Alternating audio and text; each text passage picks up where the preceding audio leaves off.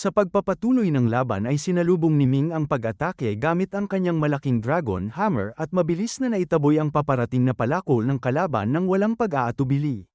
Sa lakas ng kanilang banggaan ay parehong napilitan ang dalawa na magpigil ng puwersa. Ngunit habang dinadagdagan ni Ming ang kanyang lakas ay unti-unting nawala ng kontrol ang kalaban sa kanyang sandata hanggang sa tuluyan itong kumawala sa kanyang kamay at siya ay napaatras ng walang magawa. Sa sandaling ito ay tiningnan ng malaking lalaki ang kanyang mga kamay at napagtanto na siya ay nadisarmahan. Dahilan upang lalo pang magliyab ang kanyang galit at mapuno ng kahihiyan. Sa isang iglap ay tumalon si Ming pataas at muling sumugod sa malaking lalaki ng may matinding determinasyon, handang tapusin ang laban sa isang malakas na pag-atake. Ngunit sa paglapit niya ay biglang nagbago ang aura at katawan ng kanyang kalaban at nagsimulang mag-transform sa isang bagay na higit pa sa karaniwang tao.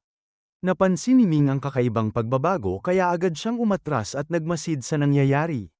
Sa kanyang harapan ay unti-unting lumaki ang katawan ng kanyang kalaban hanggang sa ito ay maging isang napakalaking higante na nangingibabaw sa buong lugar at nagdudulot ng matinding pressure sa lahat ng naruroon. Dahil dito ay nagulat ang mga nakasaksi at agad nilang nakilala ang kapangyarihang ito bilang isang Golden Horned Giant, isang uri ng bloodline na nagbibigay ng napakalaking lakas at halos hindi matitinag na katawan. Ipinaliwanag ng ilan na kapag ang ganitong uri ng bloodline ay na-activate ay nagiging halos hindi matatalo ang gumagamit dahil sa kanilang napakalakas na pisikal na kakayahan at napakatigas na katawan na tila walang kahinaan. Dahil dito ay marami ang naniwala na kahit gaano kalakas si Ming ay mahihirapan siyang talunin ang ganitong kalaban na may ganitong uri ng kakayahan. Sa kabila ng kanilang pagdududa ay patuloy na humarap ang ating bida sa higante ng walang takot. Agad na umatake ang higante at sinubukang durugin si Ming gamit ang kanyang napakalaking kamao. Ngunit mabilis na umiwas ang ating bida at walang pag-aalinlangang gumanti gamit ang kanyang dragon hammer at tinamaan ang braso ng kalaban ng buong lakas.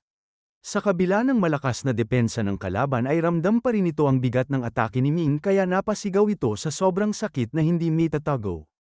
Nakita ito ni Ming bilang pagkakataon kaya muli siyang tumalon upang patuloy na bugbugin ang higante. Ngunit sa isang mabilis na galaw ay nasunggaban ng higante si Ming at ipinaliwanag nito na walang saysay ang kanyang mga pag-atake dahil sa laki ng agwat ng kanilang sukat at tibay ng kanyang katawan. Para sa kanya kahit paulit-ulit pa siyang tamaan ay hindi ito sapat upang makapinsala sa kanyang tunay na lakas at katibayan. Sa puntong ito ay napagtanto ni Ming na kailangan niyang baguhin ang kanyang paraan kung nais niyang makipagsabayan at makamit ang tagumpay sa labanang ito. Habang hawak siya ng higante ay biglang sumiklab ang isang malakas na pagsabog na naglabas ng nakakasilaw na liwanag na pumuno sa buong paligid. Dahil dito ay napilitan ang higante na bitawan siya. At sa gitna ng nagbabagong liwanag ay naganap ang isang hindi inaasahang pagbabago sa harap ng lahat. Sa harap ng lahat ay nag-transform si Ming at ipinakita ang kanyang tunay na anyo bilang isang ganap na dragon na puno ng kapangyarihan at dignidad. Labis ang pagkagulat ng mga nakasaksi dahil hindi nila inaasahan na ang isang cultivator ay may kakayahang magtaglay ng katawan ng isang tunay na dragon at lumitaw ng ganito sa harap ng lahat. Para sa kanila, ito ay patunay na si Ming ay isang pambihirang henyo na bihirang makita sa anumang civilization at tila hindi pantaong uri ng kalaban ang kanilang kinakaharap. Sa bagong anyong ito ay hinarap ni Ming ang higante at ipinakita na hindi na siya ang maliit na nilalang na maaaring maliitin at balewalain. Sa sandaling ito ay naging magkapantay na ang kanilang laki at lakas, at handa na silang muling maglaban ng may patas na tayuan. Sa puntong ito ay ganap nang nag-transform si Ming bilang isang dragon at handang harapin ang higante ng buo.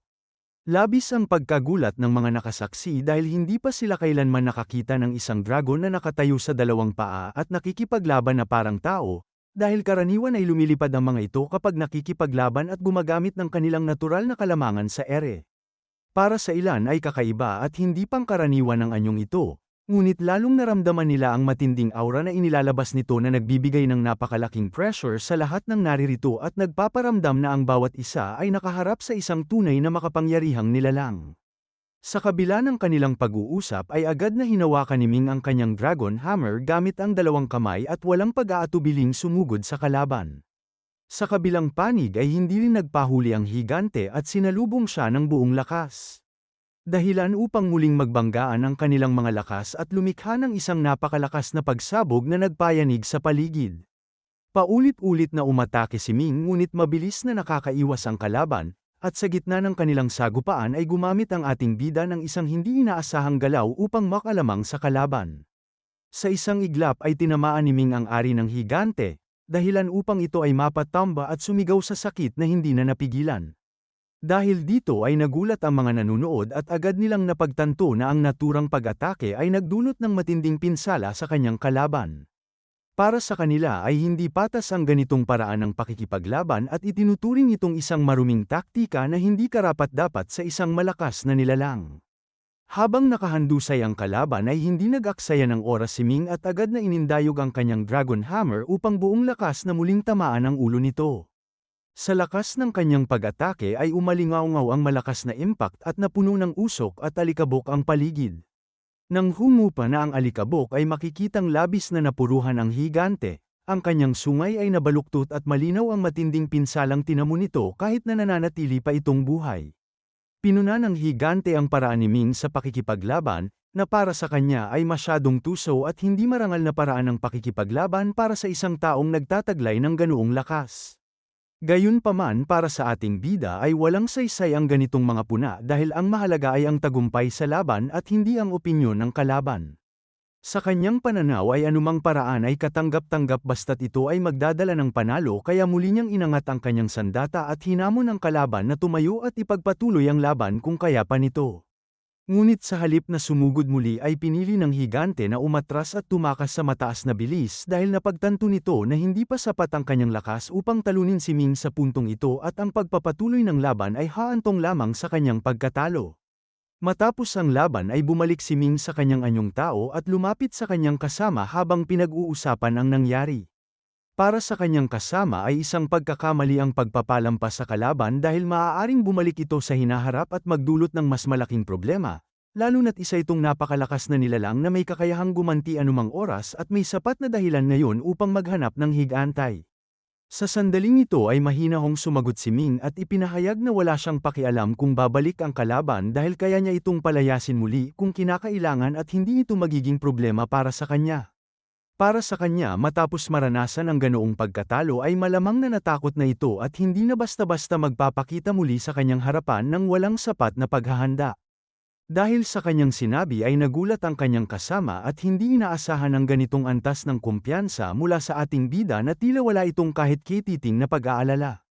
Napansin ni Ming ang kakaibang reaksyon kaya agad niyang tinanong kung may mali ba sa kanyang sinabi o kung siya ba ay nagiging labis na mayabang sa kanyang pag-iisip.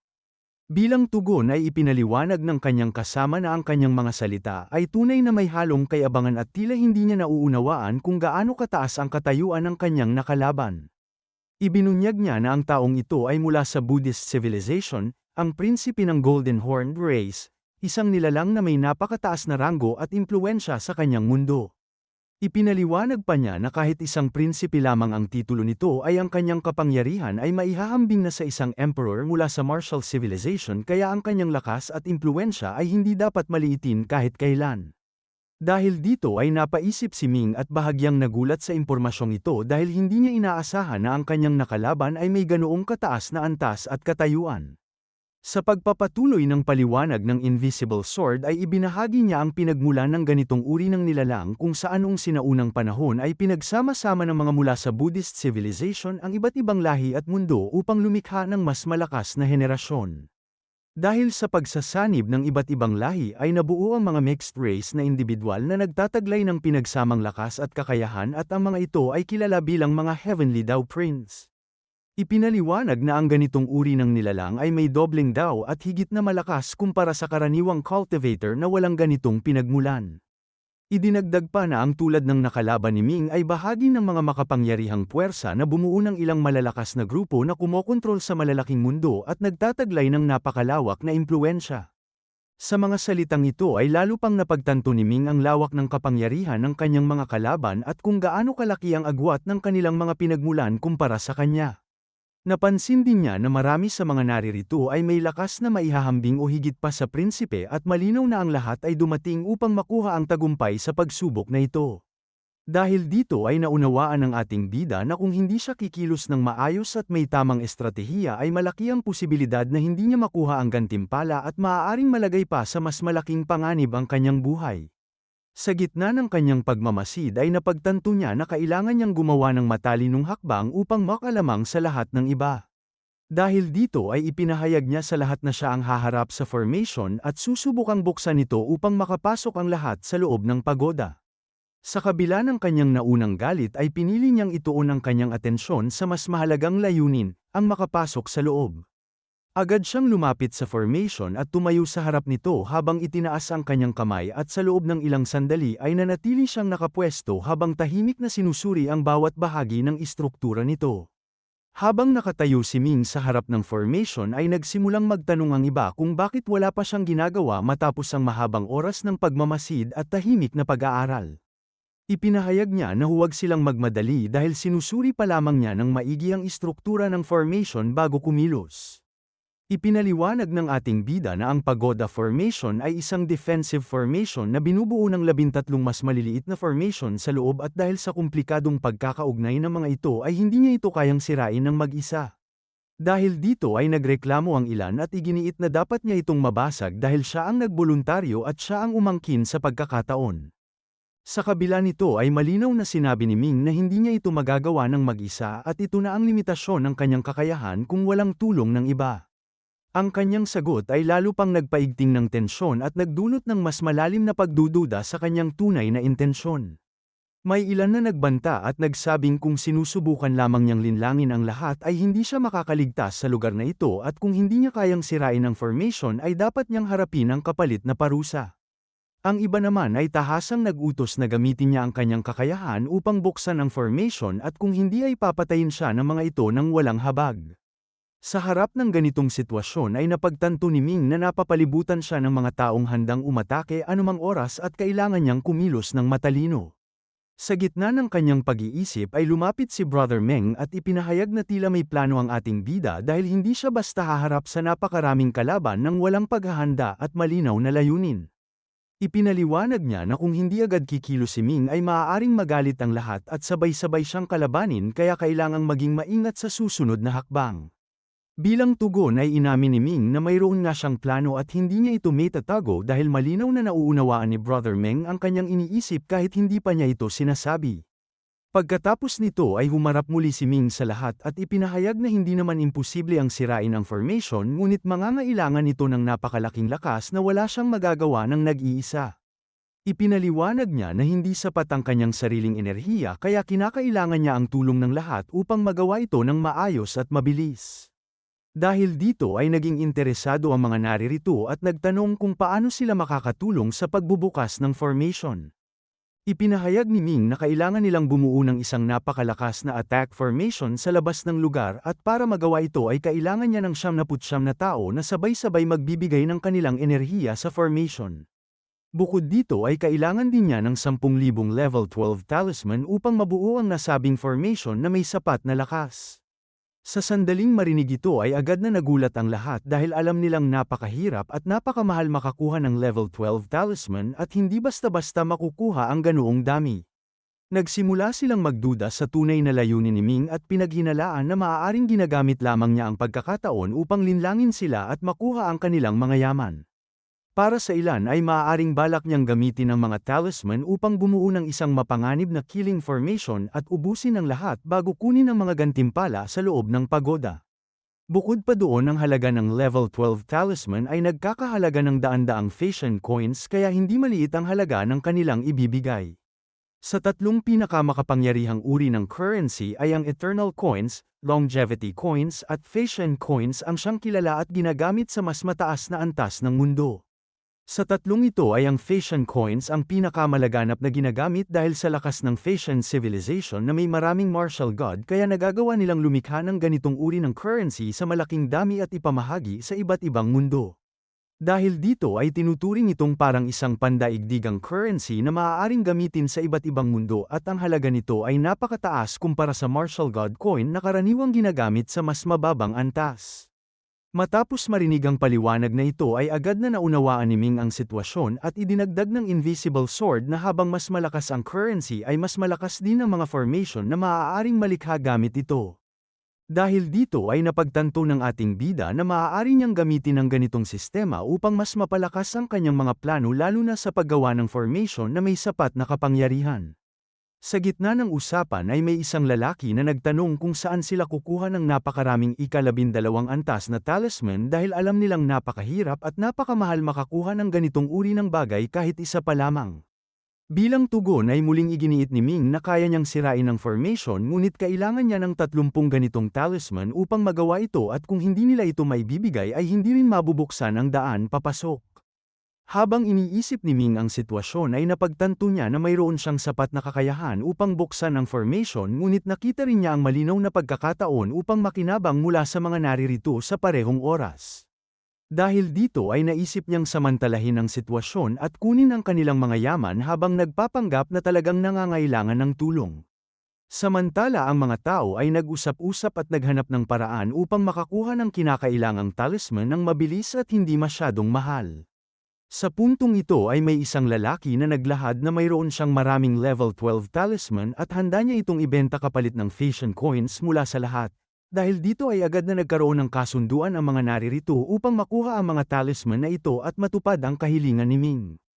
Habang abala ang lahat sa pangangalap ng mga talisman at currency ay tahimik namang ipinagpatuloy ni Ming ang pagbubuo ng formation upang may sigawa ang kanyang plano ng walang abala.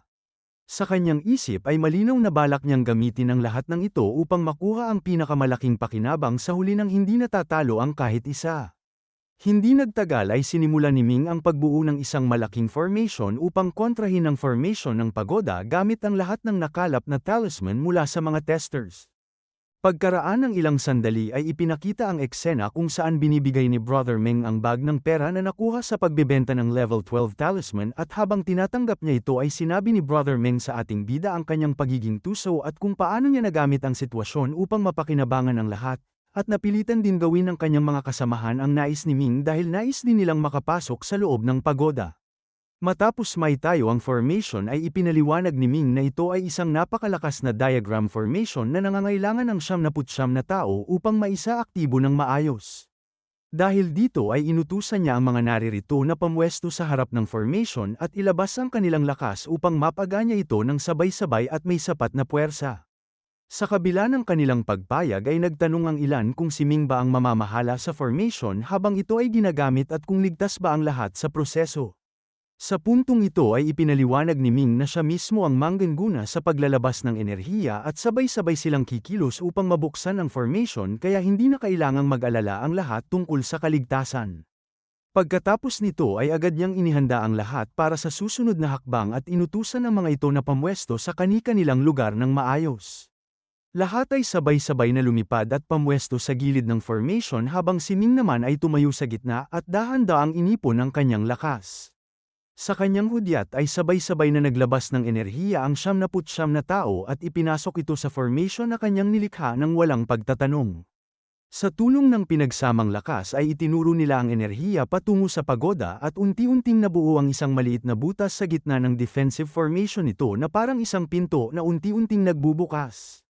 Dahil dito ay labis ang tuwa ng lahat nang makita nilang gumana ang plano at nagsimulang lumawak ang siwang sa barrier ng pagoda. Sa kanilang kasabikan ay handa na silang pumasok ngunit agad silang pinigil ni Ming at sinabing hindi pa ito ang tamang sandali at kailangan pang lumawak ang butas. Sa isang iglap ay siya mismo ang unang kumilos at mabilis na tumakbo patungo sa nabuksang siwang nang walang abiso sa sinuman.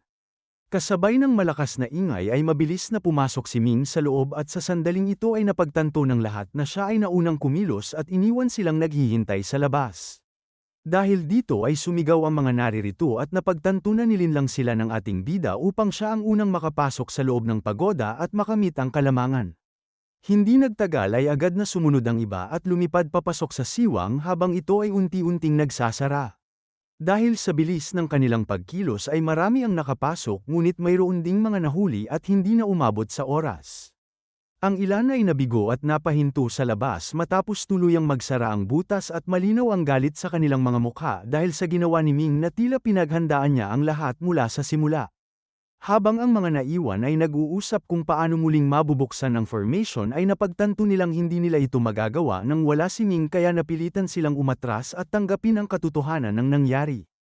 Para sa kanila malinaw na sila ay nalinlang at nagamit lamang upang makamit ng ating bida ang kanyang layunin ng walang kahirap-hirap. Sa loob ng pagoda ay makikitang nakapasok na si Ming kasama ang ilan pang malalakas na cultivator na nakapasok sa tamang oras. Sa lugar na ito ay tahimik ngunit puno ng matinding tensyon ang kapaligiran dahil alam ng bawat isa na iisa lamang ang maaaring magtagumpay sa huli at ang lahat ay handang lumaban para dito. Lahat ng naririto ay mga henyo mula sa kani-kanilang civilization at handang makipaglaban ng buong lakas upang makuha ang gantimpala. Habang pinagmamasdan ni Ming ang paligid ay napansin niya na marami sa mga naririto ay mas mataas ang cultivation kumpara sa kanya at malinaw na ang kanyang panlilinlang ay nagdulot ng higit pang galit sa kanila. Sa kabila nito ay nanatili siyang kalmado at itinuon ang kanyang pansin sa layunin na siyang dahilan ng kanilang pagpunta. Sa kanyang itaas ay naroon ang hinahanap ng lahat, ang Heavenly Dragon Peel, ngunit kasabay nito ay naramdaman niya na ang sitwasyon ay maaaring mauwi sa isang matinding labanan sa pagitan ng lahat ng naririto na walang pagpapatawad. Sa kanyang pagmamasid ay napagtanto niya na anumang sandali ay maaaring may umatake sa kanya dahil karamihan sa mga ito ay may namumuong galit sa kanya matapos niya silang linlangin sa labas. Habang nagmamasid ang lahat sa isa't isa at humihintay ng tamang pagkakataon ay naging sukdulan ang tensyon sa kapaligiran. At dahil aktibo ang kanyang Tai Divine Eyes ay agad niyang natukoy ang paparating na panganib bago pa ito lumitaw. Sa sandaling may isang kalaban na sumugod ay mabilis siyang umiwas sa patalim na tinamaan ang pader at gamit ang kanyang micro-steps ay nakaiwas siya sa kasunod na pag-atake ng walang kahirap-hirap. Ngunit hindi doon natapos ang laban dahil agad siyang sinundan ng isa pang kalaban na umatake gamit ang malaking dagger na may matinding lakas. Sa mabilis na reaksyon ay nasalo ni Ming ang kamay ng kalaban at pinigilan ang pag-atake nito. Pagkatapos ay hinagis niya ito at ibinagsak sa lupa ng buong lakas na tila walang pagsisisi. Hindi pa dito tumigil ang pag-atake kay Ming dahil agad na sumunod ang isang malakas na suntok na lumikha ng matinding pagsabog na nagpayanig sa kanilang paligid. Ngunit sa gitna ng kaguluhan ay bigla na lamang naglaho ang ating bida dahilan upang magulat ang lahat ng naririto at magsimulang maghahanap sa paligid. Nagsimulang magtanong ang umatake kung paano ito nangyari at napagtanto nilang gumagamit si Ming ng invisibility skill na hindi nila inaasahan. Gayunpaman ang kanyang kasamahan ay agad na tumanggi sa ideyang ito dahil malinaw sa kanya na hindi ito simpleng pagiging invisible dahil taglay niya ang ghost eyes na may kakayahang makakita ng mga nakatagong nilalang. Ngunit sa pagkakataong ito ay wala siyang makita kahit gamitin pa ang kanyang espesyal na mata at marahil gumagamit si Ming ng ibang uri ng teknik upang ganap na maitago ang kanyang presensya sa lahat ng paraan ng pagtuklas. Sa puntong ito ay napansin ng isa sa kanila ang kakaibang pagbabago sa kanyang katawan nang unti-unting magkulay berde ang kanyang balat na tila may kumakain sa kanya mula sa loob. Dahil dito ay agad niyang napagtanto na siya ay Nolison at sinubukan niyang kunin ang antidote sa kanyang gamit ng may pagmamadali. Ngunit bago pa niya ito magawa ay bumigay ang kanyang katawan at tuluyang natunaw na parang inuubos ng asido mula sa loob.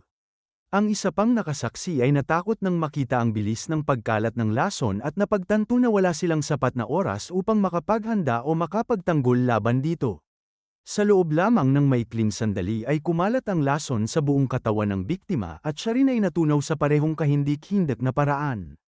Dahil dito ay lalong nabahala at natakot ang lahat at napagtanto na si Ming ay isang mapanganib na kalaban na walang pag-aalinlangang gumagamit ng lason sa loob ng pagoda. Sa gitna ng kaguluhan ay nag-ingat ang lahat at nagsimulang magmasid sa paligid ng may matinding takot na baka sila ang susunod na target. Para sa kanila ay napakadelikado ng sitwasyon dahil sa saradong espasyo ng pagoda at kung patuloy nakakalat ang lason ay maaaring wala ni isa ang makaligtas sa lugar na ito. Habang nangyayari ang lahat ng ito ay nananatiling kalmado si Ming at patuloy na sinusuri ang sitwasyon ng walang emosyon.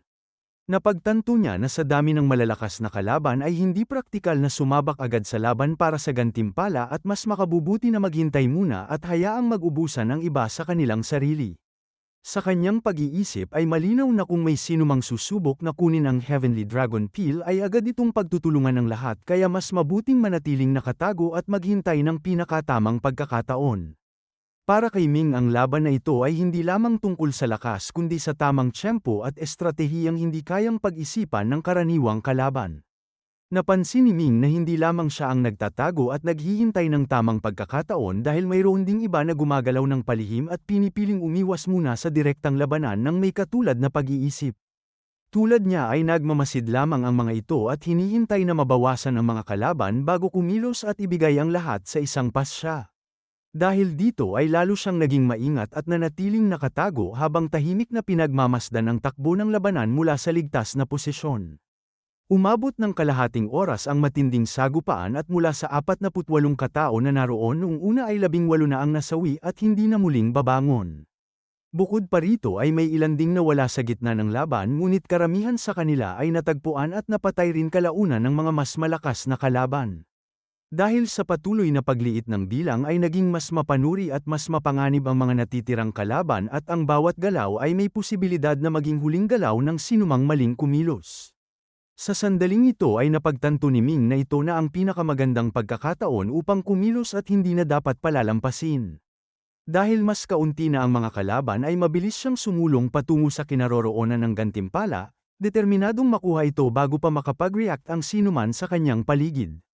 Pagdating niya sa harap ng Heavenly Dragon Peel ay napansin niya ang kakaibang liwanag na nagmumula rito at ang seal na mahigpit na bumabalot dito na tila nagpoprotekta ng isang napakamahalagang nilalang sa loob.